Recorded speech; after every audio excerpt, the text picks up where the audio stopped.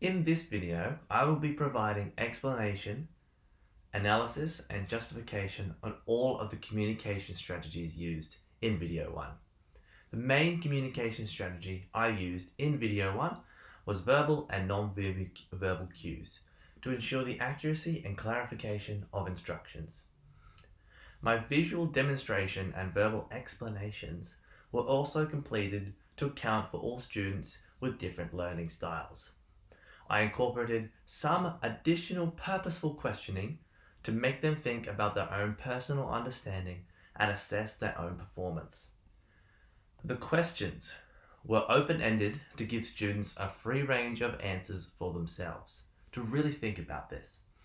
With more resources, or to be in a classroom setting, I would have included a video tutorial from YouTube to provide students with a model of how to execute strategies and different styles to play in my chosen game, Gang Up Line Tag. I deliberately used the combination of non-verbal and verbal communication strategies to allow the diverse learners, which I will cover more in video 3.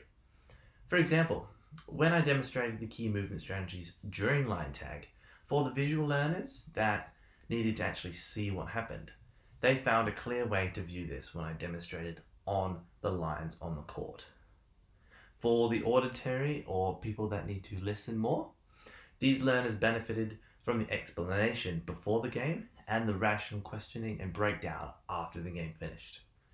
I used the constructivist pedagogy to align my purposeful questions in order to connect the students' current knowledge to the new skills that they were developing and others they can use throughout all other sports.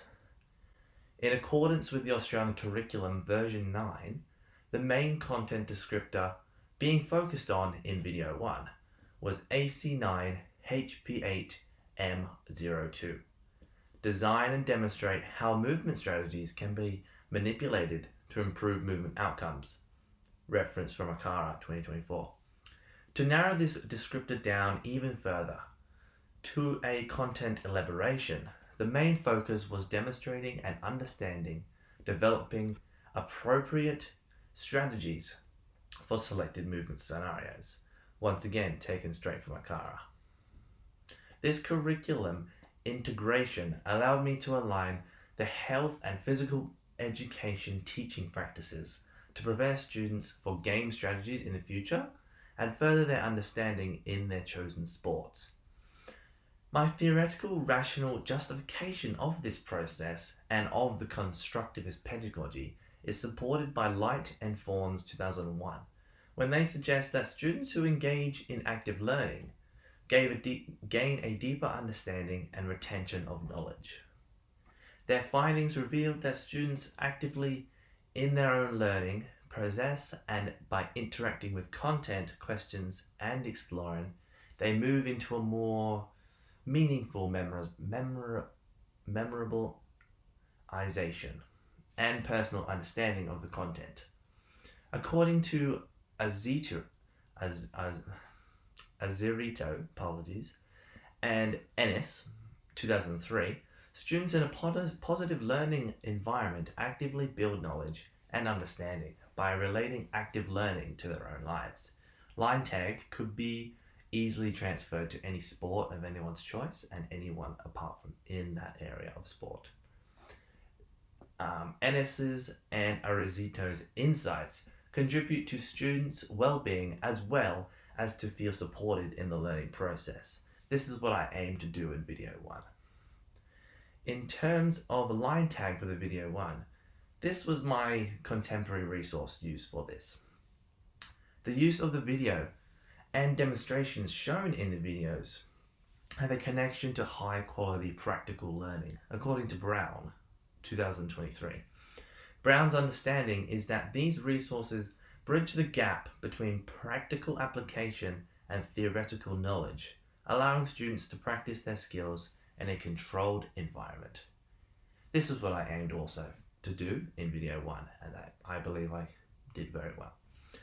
In closing this video, an inclusive and engaging environment was created to foster the communication strategies and resources.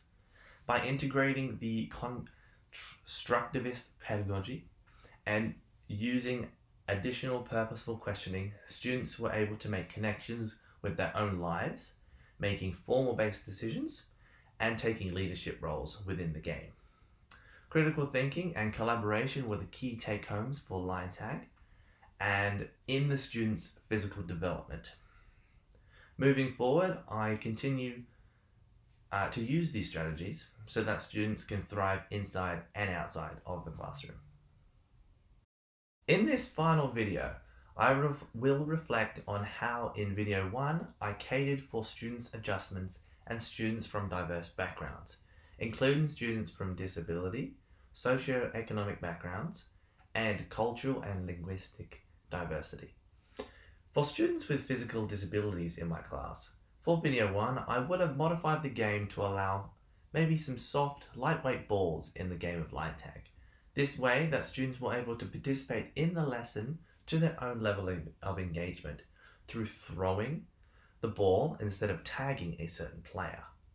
By modifying the equipment in this practical class, it enhances students with any form of disability to engage and practice success in education.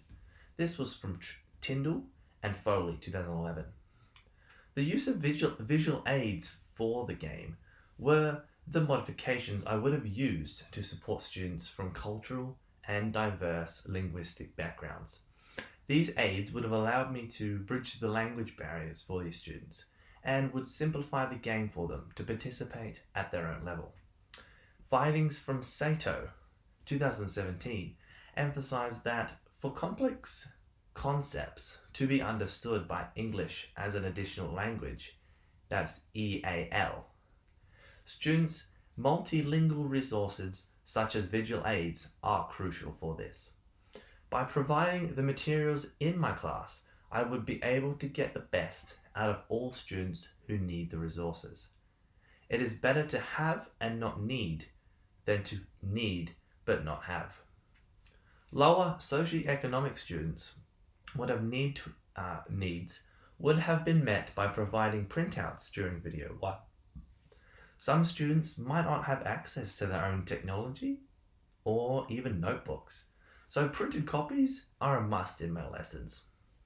Research by Lonsdale, 2019, highlights that no matter the disadvantaged background, having access to equitable resources are a major part of student confidence and development in the classroom and out. Printouts allow all students to participate and engage in the lesson regardless of their own backgrounds. In terms of video 1 for the numeracy requirements, measuring and calculating the movements to estimate where to tag other players was used. So in video 1, where you needed to scan and view, this was where the numeracy was used. The students' practical application of skills allowed students to understand numeracy and reflected their physical performance in the game. According to Kitchen and Cool Kitchen 2023, the inclusion of numeracy into subject areas, specifically PE, promotes students' interdisciplinary learning and overall numeracy skills. This is a must in our classrooms. The practical application of this activity and of line tag showed the students a real-life scenario and highlighted the relevance for mathematical concepts. For literacy in video 1, a written reflection would have been used to articulate their knowledge and help reinforce their learning for the practical activity. Reflective writing in physical education improves the student's ability to engage in material and vocabulary of critical thinking. This was put forth by Basgallo, 2018. By putting actions into words, students develop the ability to communicate on paper from their physical actions in the class. This is what I would have used for the literacy requirements. After reflecting, I have learned the importance of making appropriate adjustments and modifications for students. Regardless of their backgrounds, I intend to include further study into the differentiation of diverse learners and plan to make more content more accessible to all learners. One area for improvement in my teaching is I need to create more decision making in a student's learning.